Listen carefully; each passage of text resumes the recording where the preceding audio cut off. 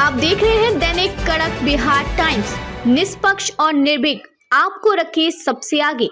नमस्कार, आप देख रहे हैं DKBT न्यूज। तो चलिए रुक करते हैं आज की प्रमुख और बड़ी खबर पर। नेम प्लेट बदलवाई शरद पवार और अजीत पवार के मंच पर आखिर क्या हुआ, खूब हो रही चर्चा। महाराष्ट्र के डेप्यूटी सीएम अजीत पवार का पुणे के कार्यक्रम में गुरुवार को अलग ही रूप देखने को मिला। शरद पवार के साथ ना बैठना पड़े, इसके लिए उन्होंने टेबल पर नेम प्लेट चेंज कर दी।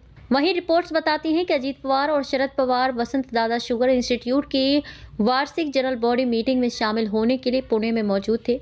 इस बैठक की अध्यक्षता दिलीप वलसे पाटिल ने की थी, जो कि पूर्व मंत्री और अजीत पवार गुट के नेता हैं। कॉरपोरेशन मंत्री के साथ बैठे अजीत पवार गवर्निंग बॉडी की मीटिंग के बाद अजीत पवार, शरद पवार और अन्य नेता स्टेज पर आए। सबको वहां बैठना था जहां व्यवस्था की गई थी। अजीत पवार की कुर्सी शरद पवार के पास लगाई गई थी, लेकिन अजीत पवार अपने चाचा के साथ नहीं बैठे। अजीत पवार स्टेज पर गए और नेम प्लेट बदल दी और कोऑपरेशन मंत्री बाबा साहेब पाटिल के पास बैठ गए।